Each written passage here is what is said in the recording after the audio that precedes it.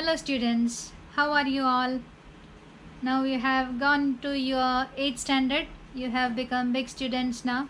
Now you should be changing your mode of studying. You should have to study every day, isn't it? Okay. Science is comparatively difficult in 8th standard.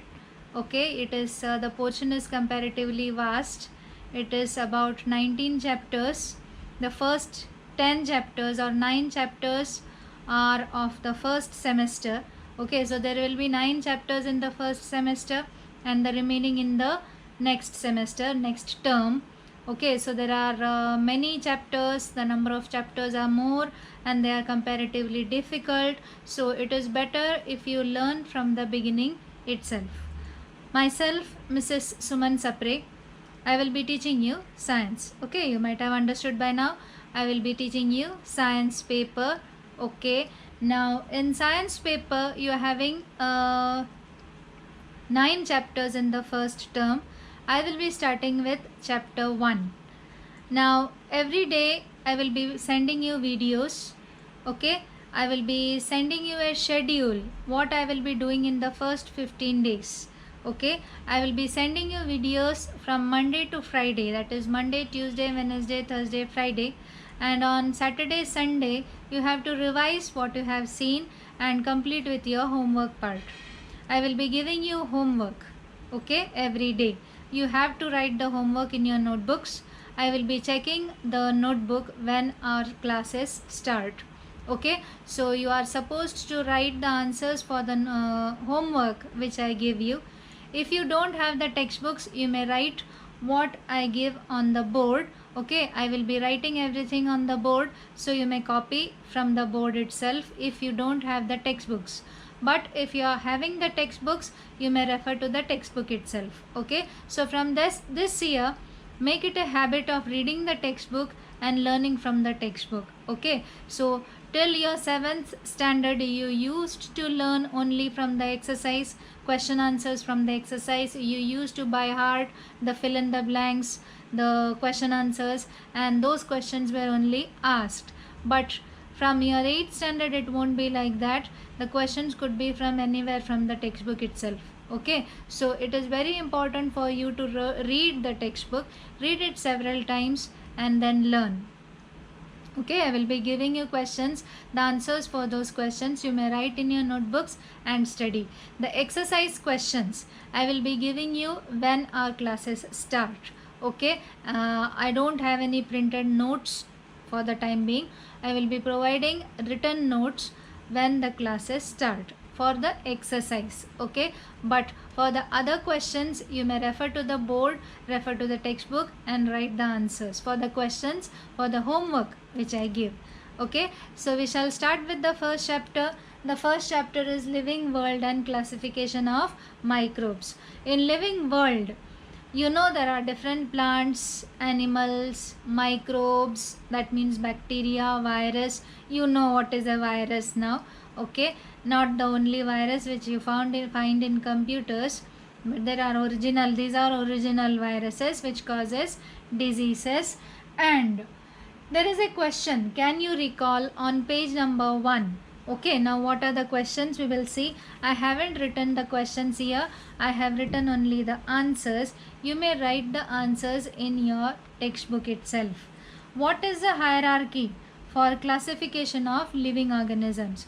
Hierarchy means an arrangement in the increasing order or a decreasing order. I repeat, hierarchy means an arrangement in an increasing order or a decreasing order. So how the animals or the plants or the living organisms are classified. Now when they are classified, it starts from domain. This is the highest one and this is the lowest one. So domain or kingdom, division or phylum, then class, then order, then family, genus and species. Okay, I repeat, domain or kingdom, phylum or division, then class, order, family, genus and species. Okay, so this is the order in which the organisms are classified. Next question, who invented binomial system of nomenclature? Okay, binomial system means the names which are given to organisms.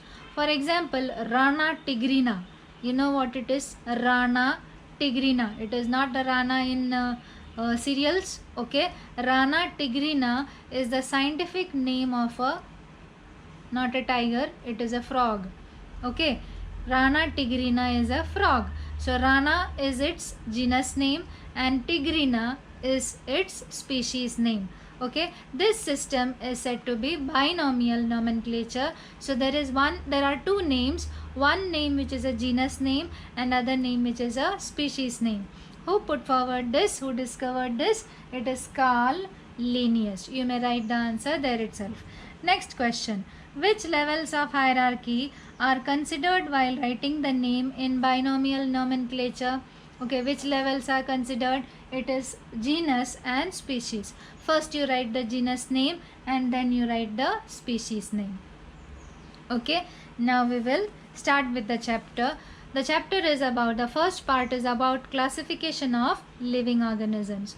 Now there are too many number of living organisms, including both plants and animals, including bacteria on the surface of the earth.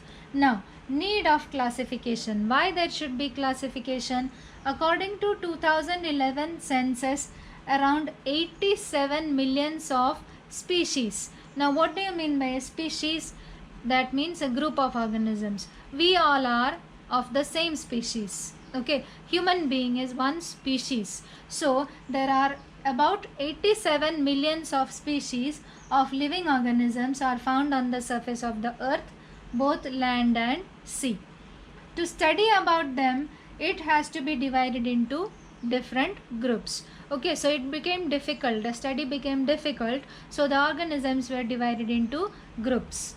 In history, okay, so there are several systems in which they are the different scientists put forward different classification according to them.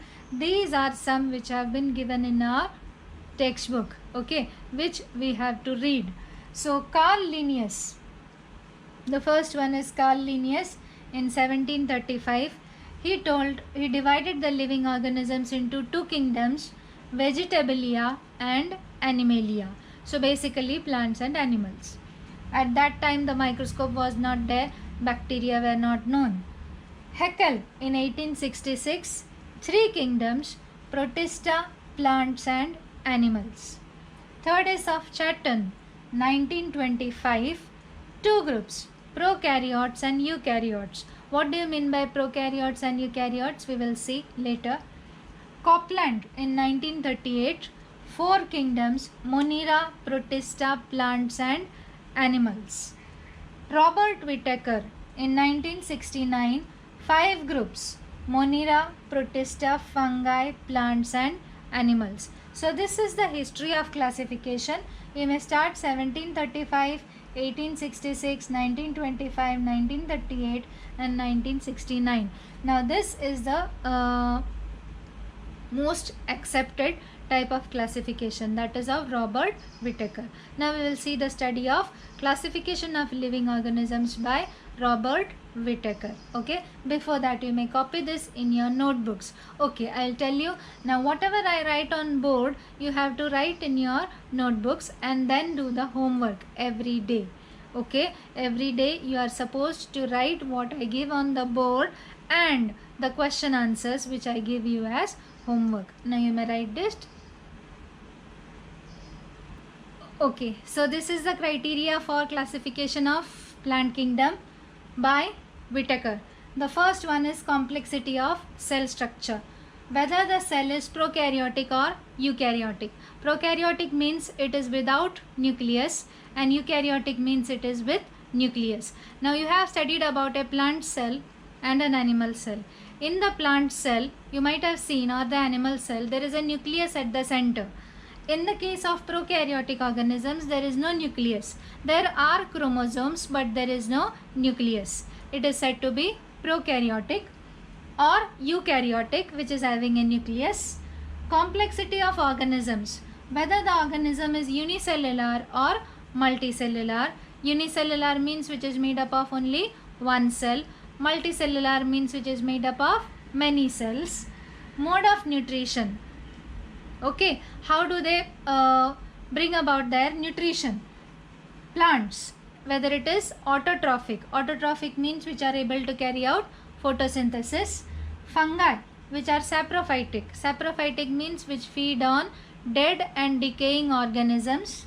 Animals, heterotrophic means which are dependent on other organisms.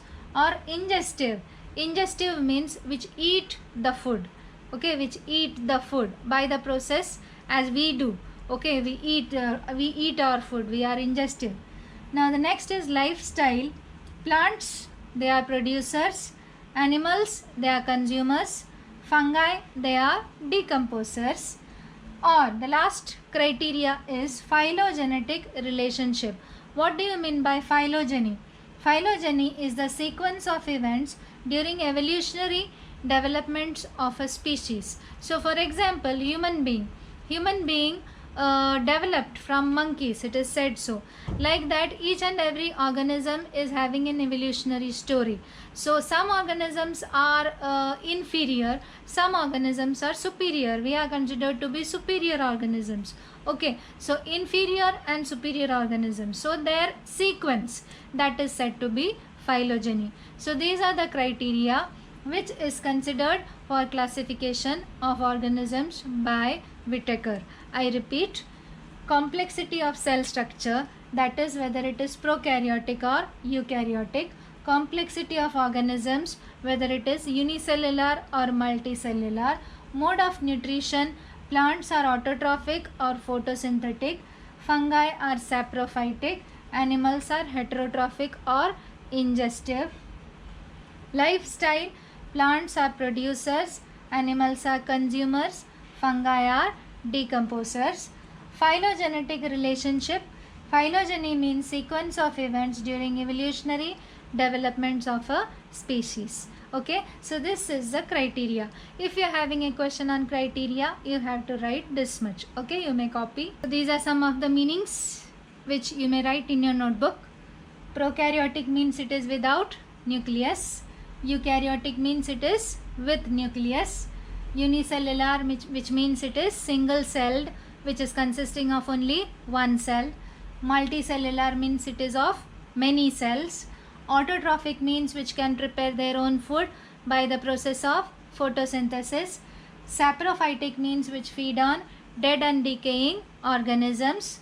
Heterotrophic means which depend on other organisms for their food. And ingestive means they are heterotrophic but they eat their food through the mouth, that is said to be ingestive. So these meanings you may write in your book. So this is Robert Whittaker's 5 kingdom classification. The living organisms, first basically they are divided whether they are prokaryotes or eukaryotes. Prokaryotes means without nucleus, eukaryotes means with nucleus.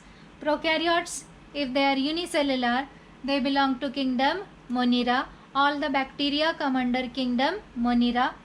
Eukaryotes divided into 2, unicellular, multicellular. Unicellular consists of kingdom Protista. Multicellular, it is divided into 3 kingdoms, okay, whether on presence or absence of cell wall. Now there are 3. The first one is kingdom Fungi. Their cell wall, their cells are having cell wall, but they cannot carry out photosynthesis. Kingdom Plantae, their cells also have cell wall, but they can carry out photosynthesis. Kingdom Animalia, they do not have cell wall, they cannot carry out photosynthesis. I repeat, living organisms divided into 2, prokaryotes, eukaryotes. Prokaryotes, unicellular, kingdom Monera. Eukaryotes divided into 2, unicellular, multicellular. Unicellular, kingdom Protista. Multicellular, 3 kingdoms, kingdom Fungi, kingdom Plantae and kingdom Animalia. Kingdom Fungi, cell wall, no photosynthesis. Kingdom Plantae, cell wall, photosynthesis. Kingdom Animalia, no cell wall, no photosynthesis. Okay, so this is the classification. You may write this classification in your book, but while writing the classification in your paper, you have to write according to what has been given in the textbook. In your textbook, Kingdom 3 fungi, under this they have given some information. Under this also they have given some information that you will have to write in your paper. Okay, right. The next is characteristics of Kingdom Monera. What are the characteristics? All the organisms are unicellular. Unicellular means it consists of only one cell. They may be autotrophic or heterotrophic. Autotrophic means which can prepare their own food by photosynthesis, or heterotrophic. Heterotrophic means which depend upon others for food. These are prokaryotic cells without distinct nucleus and cell organelles. So their cells do not have nucleus or cell organelles. Organelles like mitochondria, okay, and other some organelles, ribosomes. Such organelles are not present inside the cell of prokaryotic cells. Example, all types of bacteria and blue-green algae. Your question will be write the characteristics of Monera. You have to write all the points. Okay. Next is characteristics of Protista. They are single-celled with well-defined nucleus, and the nucleus is having a nuclear membrane. So there is a correct nuclear membrane which could be seen. They have pseudopodia. Pseudopodia means again any shape. Amoeba is having any shape, that is said to be pseudopodia, or hair-like cilia. These are called as cilia in case of Paramecium. Okay, so this is in case of Paramecium. You may observe cilia, or they are having flagella. This is a flagella, a tail-like structure which is called as flagella for locomotion. Locomotion means movement. Locomotion means movement. Locomotion means movement. You may write. So they have pseudopodia or hair-like cilia or flagella for locomotion. Some are autotrophs, some are heterotrophs. Examples of autotrophs: Euglena, Volvox, Chloroplast. Example of heterotrophs: Amoeba, Paramecium. Okay, so these examples you have to remember. So these are autotrophs because they are having chloroplast. Chloroplast is not an organism, it is the organelle due to which it can carry out photosynthesis. So these are the characteristics of Monera and Protista. Okay, you may write. The next is characteristics of fungi. Fungi, they are basically non-green. Okay, they do not have chlorophyll. They are eukaryotic. Eukaryotic means their cells have cell wall. Heterotrophic means which depend upon others for food. They are basically saprotrophs. Saprophytic or saprotrophic, it means they depend upon dead and decaying organisms for food. Their cell wall is made up of a complex sugar called chitin. This is a very important point. It is asked as a fill in the blank question also. So cell wall, it is made up of a complex sugar, that is chitin. Some are thread-like, some filaments or some fungi are thread-like, and some are having many nuclei in their cytoplasm. Example, baker's yeast, aspergillus, which is the fungus on corn. This again is a fill in the blank or a name the following question. Fungus on corn, it is aspergillus. The spellings, when you write the name the following or fill in the blank question, the spellings should be correct from this year. You won't get marks if you go wrong in your spellings. Penicillium and mushrooms. These are the examples of fungi. These are the characteristics of fungi. Now you are having a diagram in your textbook on page number 2. The diagram is very important. The thread-like structures are called as hyphae. The root-like structures are called as rhizoids. These filaments which come up, it is said to be sporangiophore. The cup-like shape, it is called as apophysis. The lower part of that cup, that is called as columella, and the upper part is called as sporangium. Inside the sporangium there are small spores. Those spores, if it falls on other surface, then it can develop into a fungi. So the diagram is very important. I repeat, the thread-like part is called as hyphae. The root-like part are called as rhizoids, The filament which comes upward is called as sporangiophore. The cup-like structure, it is called as apophysis.